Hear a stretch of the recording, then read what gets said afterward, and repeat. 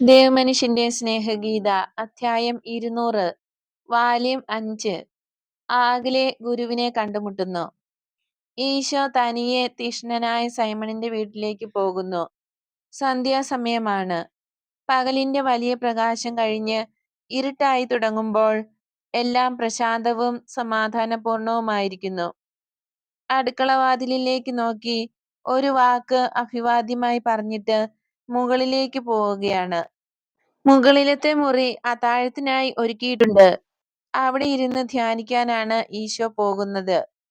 ഈശോ ദുഃഖിതനായി കാണപ്പെടുന്നു. ആ വലിയ മുറിയിൽ അങ്ങോട്ടും ഇങ്ങോട്ടും ചിന്താമഗ്നനായി നടക്കുകയും ഇടയ്ക്കിടയ്ക്ക് ദീർഘനിശ്വാസം ഉതിർക്കുകയും ചെയ്യുന്നുണ്ട്. മുറിയുടെ വാതിലുകളിലൂടെ പുറത്ത് ചുറ്റുമുള്ള പ്രദേശങ്ങളിലേക്കും നോക്കുന്നു.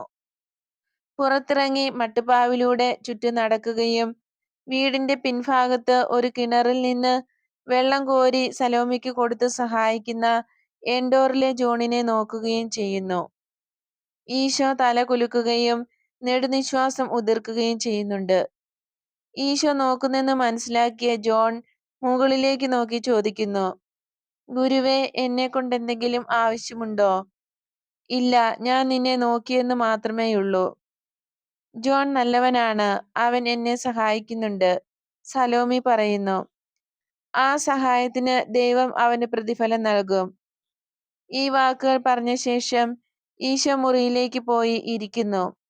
അവിടെ ചിന്തയിലാഴ്ന്നിരിക്കുന്നതിനാൽ താഴത്തെ മുറിയിലെ വലിയ സംസാരവും തിരക്കും, പടിക്കൽ വന്നിരിക്കുന്ന ആൾക്കാരുടെ കാൽപ്പെരുമാറ്റവും, മുകളിലേക്ക് കയറി വരുന്ന ഒരാളുടെ നേരിയ കാൽപ്പെരുമാറ്റവും ഒന്നും അറിയുന്നില്ല. മേരി വിളിച്ചപ്പോൾ മാത്രമാണ് ഈശോ തലയുയർത്തി നോക്കുന്നത്. മകനെ, സൂസന്നായും കുടുംബവും ജെറുസലേമിലേക്ക് വന്നിരിക്കുന്നു. ഉടനെ തന്നെ ആഗലയെ ഇങ്ങോട്ട് കൊണ്ടുവന്നിരിക്കുകയാണ്. നമ്മൾ മാത്രമായിരിക്കുമ്പോൾ അവളോട് സംസാരിക്കാൻ ഉദ്ദേശിക്കുന്നോ? ഉവ്, അമ്മേ, ഇപ്പോൾ തന്നെ സംസാരിക്കാം. എല്ലാം കഴിയുന്നതുവരെ ആരും മുകളിലേക്ക് വരാൻ അനുവദിക്കരുത്. മറ്റുള്ളവർ തിരിച്ചു വരുന്നതിന് മുമ്പ് അവളോട് സംസാരിച്ചു തീരണമെന്ന് ഞാൻ ആഗ്രഹിക്കുന്നു. ഒരുത്തരും ജിജ്ഞാസയോടെ അവളോട് സംസാരിക്കാൻ ഇടയാകരുത്, പ്രത്യേകിച്ച് സൈമന്റെ മകൻ യൂദാസ്. ഞാൻ നല്ലപോലെ ശ്രദ്ധിച്ചുകൊള്ളാം. മേരി പുറത്തേക്ക് പോയി. അധികം താമസിയാതെ ആഗലയുടെ കൈക്ക് പിടിച്ച് അവളെ കൂട്ടിക്കൊണ്ടുവരുന്നു. ആഗലെ മൂടുപടമെല്ലാം മാറ്റി, മുമ്പ് ധരിച്ചിരുന്ന പരിഷ്കാര ചെരുപ്പും മാറ്റി. ഇപ്പോൾ സാധാരണക്കാരിയായ ഒരു യഹൂദ സ്ത്രീയെ പോലെയാണ് അവൾ വസ്ത്രധാരണം ചെയ്തിരിക്കുന്നത്. മേരിയുടെ ചെരുപ്പ് പോലെ അടിപരന്ന ചെരുപ്പ്, കടും നീല നിറമുള്ള ഉടുപ്പ്, പുറംകുപ്പായം വെളുത്ത ഒരു ശിരോവസ്ത്രം, യഹൂദ സ്ത്രീകൾ ധരിക്കുന്ന രീതിയിൽ ധരിച്ചിരിക്കുന്നു. അവളുടെ മുഖം ഇപ്പോൾ ഭാഗികമായി മറഞ്ഞിട്ടേയുള്ളൂ. ഇതുപോലെ വസ്ത്രധാരണം ചെയ്തിരിക്കുന്നതിനാൽ ഒരുത്തരും അവളെ മനസ്സിലാക്കുന്നില്ല. അവൾ തലയും താഴ്ത്തിയാണ് വരുന്നത്. ഓരോ ചുവടും വയ്ക്കുമ്പോൾ വിവരണയാകുന്നുണ്ട്. വാതിൽക്കൽ അവൾ മുട്ടുകുത്താൻ തുടങ്ങുകയാണ്. എന്നാൽ മേരി അത് സമ്മതിക്കാതെ അവളെ പിടിച്ച് ഈശോയുടെ പക്കലേക്ക് കൊണ്ടുവരുന്നു. ഇതാ മകനെ, ദീർഘകാലമായി നിന്നെ അന്വേഷിച്ചു കൊണ്ടിരിക്കുന്ന സ്ത്രീ, അവളെ ശ്രവിക്കുക. ഈശോയുടെ അടുത്ത് വന്നപ്പോൾ മേരി പറയുന്നു. പിന്നീട് വാതിൽ വിരികളെല്ലാം ശരിക്കും വലിച്ചിട്ട് വിസ്തൃതമായ ആ വാതിലുകൾ മറച്ചു. കോവണിപ്പടിയുടെ ഭാഗത്തുള്ള വാതിലടച്ച ശേഷം മേരി പിൻവാങ്ങുന്നു. ആഗലെ തോളിൽ വഹിച്ചിരുന്ന ചെറിയ സഞ്ചി നിലത്ത് വച്ച ശേഷം ഈശോയുടെ പാദത്തിങ്കൽ മുട്ടുകുത്തി പൊട്ടിക്കരയുന്നു. സാഷ്ടാംഗം വീണ് കിടക്കുന്നു. ഇങ്ങനെ കരയാതിരിക്കൂ, ഇത് കണ്ണീരിനുള്ള സമയമല്ല. ദൈവത്തിന് നിന്നോട് വെറുപ്പുണ്ടായിരുന്ന സമയത്തായിരുന്നു കരയേണ്ടത്. എന്നാൽ ഇപ്പോൾ നീ ദൈവത്തെ സ്നേഹിക്കുന്നു, ദൈവവും നിന്നെ സ്നേഹിക്കുന്നു. എങ്കിലും ആഗലെ കരച്ചിൽ തുടരുകയാണ്. ഞാൻ പറഞ്ഞത് നീ വിശ്വസിക്കുന്നില്ലേ? കരച്ചിലിനിടയ്ക്ക് സംസാരിക്കാൻ അവൾ ശ്രമിക്കുന്നു. എനിക്കുള്ള കഴിവനുസരിച്ച് ദൈവത്തെ ഞാൻ സ്നേഹിക്കുന്നു എന്നത് ശരിയാണ്. ദൈവം വളരെ ഔദാര്യമുള്ളവനാണെന്ന് ഞാൻ അറിയുകയും വിശ്വസിക്കുകയും ചെയ്യുന്നുണ്ടെങ്കിലും എന്നെ സ്നേഹിക്കുന്നുണ്ടെന്ന് പ്രതീക്ഷിക്കാൻ ഒട്ടും പറ്റുന്നില്ല. അത്രയധികം പാപം ചെയ്തു. ഒരുപക്ഷെ ഒരു കാലത്ത് എന്നെ സ്നേഹിക്കുമായിരിക്കാം. ഞാൻ കരഞ്ഞതുപോലെ ഇനിയും ഞാൻ ധാരാളമായി കരയേണ്ടതുണ്ട്. ഇപ്പോൾ സ്നേഹത്തിൽ ഞാൻ ഏകയാണ്, ഞാൻ മാത്രം. കഴിഞ്ഞ ജീവിതത്തിലെ നിർഭാഗ്യകരമായ ഏകത്വമല്ല, ദൈവത്തിനായി ആഗ്രഹിച്ച് ആ ആഗ്രഹം നിറഞ്ഞു നിൽക്കുന്ന ഏകാന്തതയാണ്. നിരാശ ഇപ്പോഴില്ല, എന്നാൽ എന്റെ ഏകാന്തത ദുഃഖപൂർണമാണ്. ആകലെ കർത്താവായ ദൈവത്തെക്കുറിച്ച് നിനക്കുള്ള അറിവ് എത്ര അല്പമാണ്. അവനു വേണ്ടിയുള്ള നിന്റെ ആഗ്രഹം തന്നെ നിന്റെ സ്നേഹത്തിന് അവൻ നൽകുന്ന പ്രത്യുത്തരമാണ്. അവൻ നിന്റെ സ്നേഹത്തിനാണ് നിന്നെ വിളിക്കുകയും ക്ഷണിക്കുകയും ആവശ്യപ്പെടുകയും ചെയ്യുന്നു എന്നതിന് തെളിവാണ്. ഒരു സൃഷ്ടിയുടെ ആഗ്രഹത്തിന് പ്രതികരിക്കാതിരിക്കാൻ ദൈവത്തിന് സാധ്യമല്ല.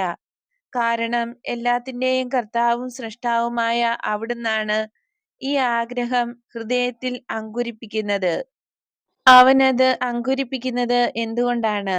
കാരണം ആ ആത്മാവിനെ ഒരു പ്രത്യേക സ്നേഹത്താൽ അവിടുന്ന് സ്നേഹിക്കുന്നു എന്നതുകൊണ്ട് തന്നെ. സൃഷ്ടിയുടെ ആഗ്രഹത്തിന് മുമ്പുള്ള ദൈവവുമായുള്ള ബന്ധത്തെയും, ദൈവത്തിന്റെ സ്നേഹം പരിപൂർണമാണ് എല്ലാ കാര്യങ്ങളിലും. അതിനാൽ സൃഷ്ടിയുടെ സ്നേഹത്തെക്കാൾ തീഷ്ണതയും താല്പര്യവും വളരെയേറെയുള്ളത് ദൈവത്തിന്റെ സ്നേഹത്തിനാണ്. അവൻ ആദ്യം നമ്മെ സ്നേഹിക്കുന്നു. എന്നാൽ എന്നിലെ അഴുക്കിനെ ദൈവത്തിന് എങ്ങനെ സ്നേഹിക്കാൻ കഴിയും? നിന്റെ ബുദ്ധി കൊണ്ട് മനസ്സിലാക്കാൻ ശ്രമിക്കാതിരിക്കൂ. അവൻ കാരുണ്യത്തിന്റെ അഗാധതയാണ്. ഇത് മനുഷ്യബുദ്ധിക്ക് ഗ്രഹിക്കാൻ കഴിവില്ല. സ്നേഹമാകുന്ന ബുദ്ധിക്ക്, ചേതനയുടെ സ്നേഹത്തിന് ഇത് ഗ്രഹിക്കാൻ കഴിയും. ദൈവം ഒരു രഹസ്യമാണ്. ആ രഹസ്യത്തെയും ആത്മാവും ദൈവവുമായുള്ള ബന്ധത്തെയും ചേതനയുടെ സ്നേഹം മനസ്സിലാക്കുന്നു. പ്രവേശിക്കൂ, ഞാൻ പറയുന്നു, പ്രവേശിക്കൂ. ആ സ്നേഹത്തിലേക്ക് പ്രവേശിക്കൂ. കാരണം ദൈവം അത് ആവശ്യപ്പെടുന്നുണ്ട്. ഓ എന്റെ രക്ഷകാ, അപ്പോൾ എന്നോട് ശരിക്കും എല്ലാം പൊറുത്തു കഴിഞ്ഞോ? എന്നെ സത്യമായും സ്നേഹിക്കുന്നുണ്ടോ? ഞാൻ ഇത് വിശ്വസിക്കണമോ? നിന്നോട് ഞാൻ എപ്പോഴെങ്കിലും കള്ളം പറഞ്ഞിട്ടുണ്ടോ? ഓ ഒരിക്കലുമില്ല കർത്താവേ. ഹെബ്രോനിൽ വെച്ച് നീ എന്നോട് പറഞ്ഞതെല്ലാം അപ്രകാരം സംഭവിച്ചു. നീ എന്നെ രക്ഷിച്ചു. കാരണം നിന്റെ പേര് രക്ഷ എന്നാണ്. നശിച്ചുപോയ ഒരു പാവപ്പെട്ട ആത്മാവിനെ നീ തേടി വന്നു. എന്റെ ഉള്ളിൽ ഞാൻ വഹിച്ചു നടന്നിരുന്ന മരിച്ച ആത്മാവിന്റെ ജീവൻ നീ എനിക്ക് തിരിച്ചു തന്നു. നിന്നെ തേടുകയാണെങ്കിൽ ഞാൻ നിന്നെ കണ്ടെത്തും എന്ന് നീ എന്നോട് പറഞ്ഞു. അത് സത്യമായിരുന്നു. എവിടെയെല്ലാം വൈദ്യനെയും മരുന്നും ആവശ്യമുണ്ടോ അവിടെയെല്ലാം നീ ഉണ്ടെന്ന് നീ പറഞ്ഞു. അത് സത്യമാണ്. സാധു ആഗലയോട് നീ പറഞ്ഞതെല്ലാം എല്ലാം അന്നൊരു ജൂൺ മാസ ദിവസം രാവിലെ പറഞ്ഞതു മുതൽ തെളിവെള്ളം എന്ന സ്ഥലത്ത് വെച്ച് നീ പറഞ്ഞ വാക്കുകൾ വരെ എല്ലാം എത്ര സത്യം. അതുകൊണ്ട് അതെല്ലാം നീ വിശ്വസിക്കണമല്ലോ. ഉവ്വ്, ഞാൻ വിശ്വസിക്കുന്നു. ഞാൻ ശരിക്കും വിശ്വസിക്കുന്നു. എന്നാൽ നിന്നോട് ഞാൻ ക്ഷമിക്കുന്നു എന്ന് എന്നോട് പറയണമേ. ദൈവത്തിന്റെ നാമത്തിലും ഈശോയുടെ നാമത്തിലും നിന്നോട് ഞാൻ ക്ഷമിക്കുന്നു. നിനക്ക് നന്ദി. എന്നാൽ ഇനി ഞാൻ എന്താണ് ചെയ്യേണ്ടത്? എന്റെ രക്ഷകനെ, നിത്യജീവൻ നേടുന്നതിന് ഞാൻ എന്തു ചെയ്യണം? എന്നെ നോക്കുന്നതിൽ നിന്ന് തന്നെ പുരുഷന്മാർ വഷളായിത്തീരുന്നു. ഞാൻ കണ്ടുപിടിക്കപ്പെടുമോ, വീണ്ടും കെണിയിൽ വീഴ്ത്തപ്പെടുമോ എന്നുള്ള നിരന്തര ഭയത്താൽ എങ്ങനെ എനിക്ക് ജീവിക്കാൻ കഴിയും? ഈ യാത്രയിൽ തന്നെ ഏതെങ്കിലും പുരുഷൻ എന്നെ നോക്കുമ്പോൾ ഞാൻ വിറയ്ക്കുകയായിരുന്നു. ഇനി പാപം ചെയ്യാൻ ഞാൻ ആഗ്രഹിക്കുന്നില്ല. മറ്റുള്ളവർക്ക് പാപ കാരണമാകാനും ആഗ്രഹിക്കുന്നില്ല. ഞാൻ പോകേണ്ട വഴി ഏതെന്ന് എന്നോട് പറയണമേ. ആ വഴി എങ്ങനെയുള്ളതായിരുന്നാലും അതിലൂടെ ഞാൻ നടന്നുകൊള്ളാം. ഒന്നുമില്ലാത്ത അവസ്ഥയിലും എനിക്ക് വിഷമമില്ല. ഇല്ലായ്മ നിമിത്തം ഞാൻ മരിച്ചാലും എനിക്ക് അതേക്കുറിച്ച് ഭയമില്ല. മരണത്തെ എന്റെ സഖി എന്ന് ഞാൻ വിളിക്കും. കാരണം മരണം ഈ ഭൂമിയിലെ അപകടങ്ങളിൽ നിന്ന് എന്നെ രക്ഷിച്ച് സ്വതന്ത്രയാക്കും നിത്യമായി. എന്റെ രക്ഷക, എന്നോട് പറയൂ. ഒരു വിജന പ്രദേശത്തേക്ക്, മരുഭൂമിയിലേക്ക് നീ പോകുക. ഏത് സ്ഥലത്തേക്കാണ് എന്റെ കർത്താവേ? നിനക്കിഷ്ടമുള്ള സ്ഥലത്തേക്ക്, നിന്റെ അരൂപി നിന്നെ നയിക്കുന്ന സ്ഥലത്തേക്ക്. കഷ്ടിച്ച് രൂപപ്പെട്ടു വരുന്ന എന്റെ അരൂപിക്ക് അതിനുള്ള കഴിവുണ്ടാകുമോ? ഈ ഭൂമിയിൽ വച്ച് ഇനി ഒരിക്കലും കാണുകയില്ല. എന്നാൽ അധികനാൾ കഴിയുന്നതിന് മുമ്പ് നിന്നെ ഞാൻ പരിപൂർണമായി വീണ്ടെടുത്ത് കഴിയും. അന്ന് നിന്റെ അരൂപിയിലേക്ക് ഞാൻ കടന്നുവരും. ദൈവത്തിലേക്ക് ഉയരാൻ നിന്നെ ഒരുക്കുന്നതിനായിരിക്കും അത്. നിന്നെ ഞാൻ വീണ്ടും കാണുകയില്ലെങ്കിൽ എന്റെ പരിപൂർണ രക്ഷ എങ്ങനെ നടക്കും? നീ അതെങ്ങനെയാണ് എനിക്ക് തരിക? പാപികൾക്കും വേണ്ടി മരിച്ചുകൊണ്ടായിരിക്കും അത് സാധിക്കുക. ഓ വേണ്ട, നീ മരിക്കേണ്ട. മനുഷ്യർക്ക് ജീവൻ കൊടുക്കണമെങ്കിൽ ഞാൻ മരണത്തിന് എന്നെ തന്നെ വിട്ടുകൊടുക്കണം. അതിനാണ് ഞാൻ ഒരു മനുഷ്യനായി വന്നത് തന്നെ. നീ കരയാതെ. എന്റെ ബലിയും നിന്റേതും കഴിയുമ്പോൾ നീ എന്റെ അടുത്തുണ്ടായിരിക്കും. എന്റെ കർത്താവേ, ഞാൻ നിനക്ക് വേണ്ടി മരിക്കുമോ? മരിക്കും. എന്നാൽ വേറൊരു വിധത്തിലായിരിക്കും. നിന്റെ ജഡം അല്പാൽപമായി മരിച്ചുകൊണ്ടിരിക്കും. നീ അത് ആഗ്രഹിച്ച് തിരഞ്ഞെടുത്തതിനാൽ 1 വർഷത്തോളമായി അത് മരിച്ചുകൊണ്ടിരിക്കുന്നു. അത് പൂർണ്ണമായി മരിച്ചു കഴിയുമ്പോൾ ഞാൻ നിന്നെ വിളിച്ചുകൊള്ളാം. പാപം ചെയ്ത എന്റെ ജഡം നശിപ്പിക്കാനുള്ള കരുത്ത് എനിക്കുണ്ടാകുമോ? നിന്റെ ഏകാന്തതയിൽ നീ സ്വർഗത്തിന് കൂടുതൽ അർഹതയുള്ളവളായി തീരുന്ന സമയത്ത് സാത്താൻ നിന്നെ കഠിനമായി ആക്രമിക്കും. അപ്പോൾ എന്റെ ഒരു അപ്പസ്തോലനെ നീ കാണാനിടയാകും. ഒരിക്കൽ പാപിയായിരുന്നെങ്കിലും പിന്നീട് വീണ്ടെടുക്കപ്പെട്ടയാൾ. എന്നോട് നിന്നെക്കുറിച്ച് സംസാരിച്ച ആ അനുഗ്രഹീത അപ്പസ്തോലനായിരിക്കയില്ല. അയാൾ ഒരു പാപി ആയിരുന്നിട്ടുണ്ടാകയില്ല. കാരണം അയാൾ പരമാർത്ഥിയാണ്. അയാളല്ല, വേറൊരാൾ. തക്ക സമയത്ത് അയാൾ നിന്റെ പക്കലെത്തും. ഇപ്പോൾ നിനക്ക് മനസ്സിലാക്കാൻ കഴിവില്ലാത്ത കാര്യങ്ങൾ അയാൾ നിന്നോട് അന്ന് പറയും. നീ സമാധാനത്തിൽ പോകുക. ദൈവത്തിന്റെ അനുഗ്രഹം നിന്നോടുകൂടെ ഉണ്ടായിരിക്കട്ടെ. ഇത്രയും സമയം മുട്ടിന്മേൽ നിന്നിരുന്ന ആഗിലെ കുനിഞ്ഞ് ഈശോയുടെ പാദങ്ങൾ ചുംബിക്കുന്നു. വേറൊന്നും ചെയ്യുന്നില്ല. പിന്നീട് അവളുടെ സഞ്ചിയെടുത്ത് അകത്തുള്ള സാധനങ്ങൾ കുടഞ്ഞിടുന്നു. ഏതാനും വസ്ത്രങ്ങൾ, കിലുങ്ങുന്ന ഒരു പണസഞ്ചി, റോസ് നിറമുള്ള മാർബിൾ കൊണ്ടുള്ള ഒരു കുപ്പി, ഇവയാണ് ഉണ്ടായിരുന്നത്. ആഗിലെ വസ്ത്രങ്ങൾ തിരികെ ഇടുന്നു. പണസഞ്ചി എടുത്ത്, ഇത് ദരിദ്രർക്കുള്ളതാണ്. എന്റെ ആഭരണങ്ങളിൽ അവശേഷിച്ചിട്ടുള്ളവ. എന്റെ യാത്രയ്ക്ക് ഏതാനും നാണയങ്ങൾ മാത്രമേ ഞാൻ എടുത്തിട്ടുള്ളൂ. കാരണം നീ എന്നോട് പറഞ്ഞില്ലായിരുന്നെങ്കിൽ തന്നെയും ഒരു വിദൂരമായ ഏകാന്ത സ്ഥലത്തേക്ക് പോകുവാൻ ഞാൻ വിചാരിച്ചിരിക്കുകയായിരുന്നു. ഇത് നിനക്ക് വേണ്ടിയുള്ളതാണ്. നിന്റെ പരിശുദ്ധിയുടെ പരിമളം പോലെ അത്രയും സൗരഭ്യം ഇതിനില്ല. എന്നാൽ ഭൂമിയിലുള്ളതിൽ ഏറ്റവും മികച്ച സുഗന്ധതൈലമാണിത്. ഞാൻ അത് ഏറ്റവും നികൃഷ്ടമായി ഉപയോഗിച്ചു. ഇതാ ഇവിടെ സ്വർഗത്തിൽ നിന്റെ സമീപെ ഇതുപോലെയെങ്കിലും സൗരഭ്യം പരത്താൻ ദൈവം എന്നെ അനുഗ്രഹിക്കട്ടെ. ഇങ്ങനെ പറഞ്ഞുകൊണ്ട് അവൾ ആ കുപ്പിയുടെ അടപ്പ് മാറ്റി അതിലുള്ള തൈലം തറയിൽ ഒഴിക്കുന്നു. റോസാപ്പൂവിന്റെ ശക്തിയായ പരിമളം ആ സ്ഥലത്തെല്ലാം അലതല്ലുന്നു. തറയിലെ ഇഷ്ടികയിൽ അത് പിടിച്ചു. ഈ നാഴികയുടെ ഓർമ്മയ്ക്കായി എന്ന് പറഞ്ഞുകൊണ്ട് കാലിയായ കുപ്പി അവൾ തിരിച്ചിടുന്നു. വീണ്ടും ഈശോയുടെ പാദങ്ങൾ ചുംബിക്കാൻ കുനിയുന്നു. പിന്നീട് എഴുന്നേറ്റ് പിറകോട്ട് നടന്ന് പുറത്തിറങ്ങി വാതിലടയ്ക്കുന്നു.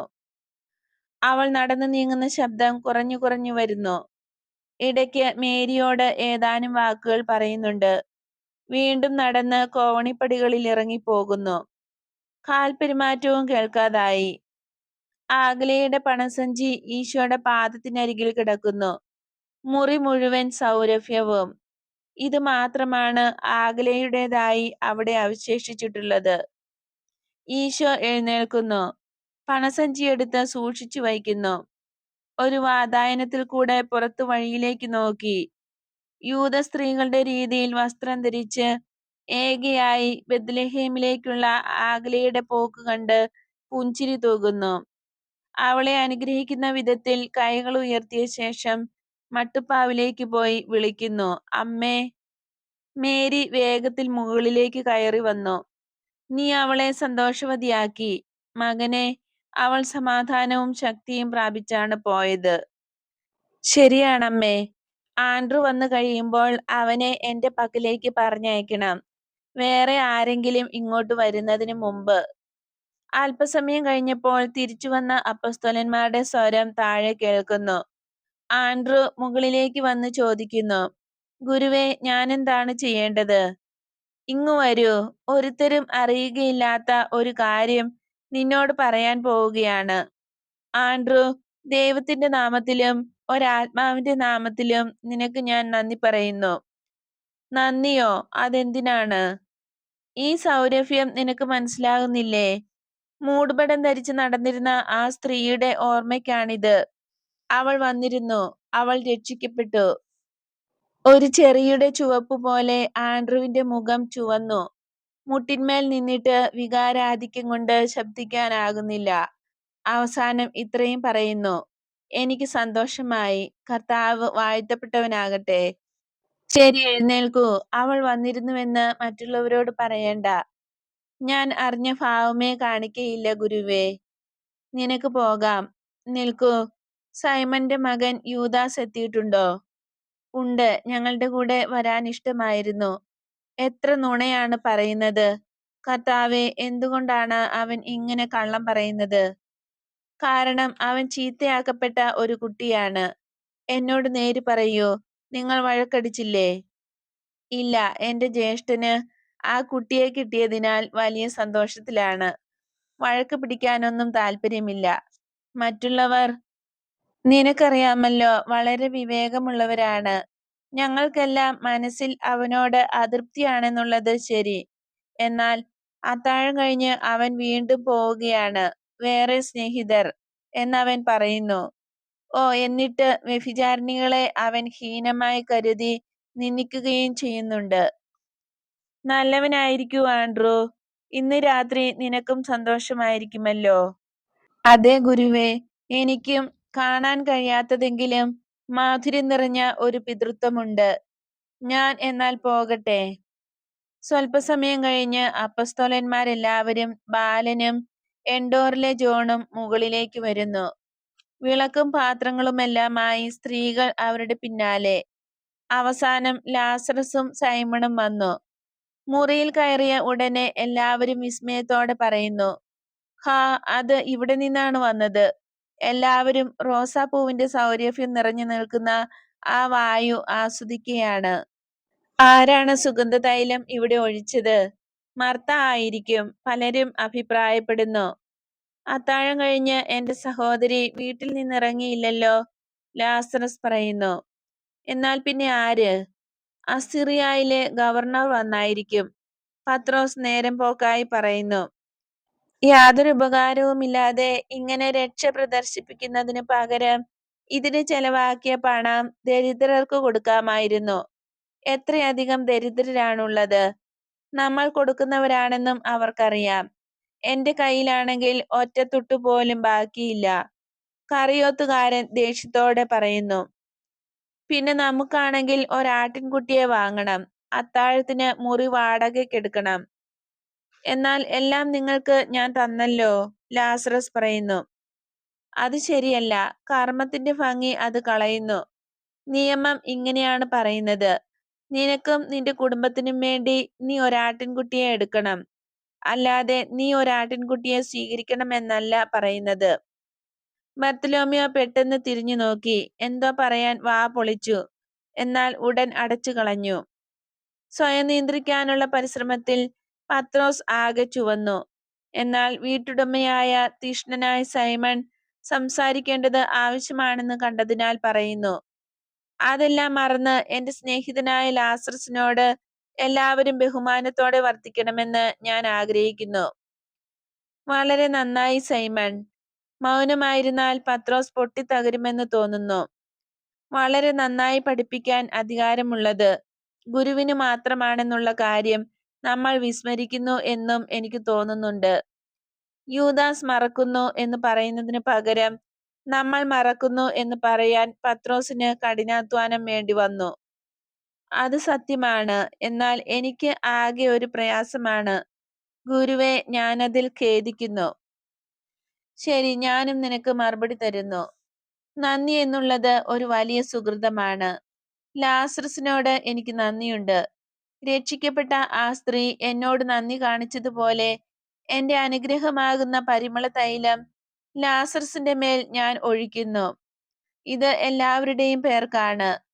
നിങ്ങളുടെ ശിരസ്സായ ഞാൻ ഇത് ചെയ്യുന്നത് എന്റെ അപ്പസ്തോലന്മാരുടെ ഇടയിൽ ഇത് ചെയ്യാൻ കഴിയാത്തവർക്കും വേണ്ടിയാണ്. രക്ഷിക്കപ്പെട്ടതിന്റെ സന്തോഷം ആ സ്ത്രീ പരിമള തൈലമായി എന്റെ പാദത്തിങ്കൽ ഒഴിച്ചു. അവൾ രാജാവിനെ അംഗീകരിച്ച് അവൾ രാജാവിന്റെ പക്കലേക്ക് വന്നു. അവൾക്ക് കിട്ടിയതിനേക്കാൾ വളരെയധികം സ്നേഹം രാജാവ് നൽകിയിട്ടുള്ള അനേകം ആളുകളേക്കാൾ മുൻപേ അവൾ രാജാവിന്റെ പക്കലേക്ക് വന്നു. അവളെ വിമർശിക്കേണ്ട. അവൾക്കിഷ്ടമുള്ളത് അവൾ ചെയ്തു കൊള്ളട്ടെ. എന്റെ മഹിമയിൽ അവൾ സന്നിഹിതയാകയില്ല. എന്റെ തൈലാഭിഷേകത്തിലും അവൾ പങ്കുചേരുകയില്ല. അവളുടെ കുരിശ് ഇപ്പോൾ തന്നെ അവളുടെ തോളിൽ വഹിച്ചു തുടങ്ങിയിരിക്കുന്നു. പത്രോസേ, നീ ചോദിച്ചല്ലോ, അസീറിയയിലെ ഗവർണർ ഇവിടെ വന്നോ എന്ന്. ഞാൻ ഗൗരവമായി പറയുന്നു, പൂജകരുടെ കുന്തിരിക്കം, വളരെ പരിശുദ്ധവും വിലയേറിയതുമായ ആ കുന്തിരിക്കം പോലും ഇതിനോളം ഇമ്പമേറിയതോ വിലയേറിയതോ ആയിരുന്നില്ല. ഇതിന്റെ സത്തിനോട് കണ്ണീർ കലർത്തിയിരുന്നു. അതിലാണ് അത് ഇത്ര ശക്തമായത്. എളിമ സ്നേഹത്തെ താങ്ങുകയും പൂർണ്ണമാക്കുകയും ചെയ്യുന്നു. എന്നാൽ എന്റെ സ്നേഹിതരെ, നമുക്കിനി ഭക്ഷണം കഴിക്കാം. ഭക്ഷണത്തിനു മുമ്പുള്ള സമർപ്പണത്തോടുകൂടെ ദർശനം അവസാനിക്കുന്നു.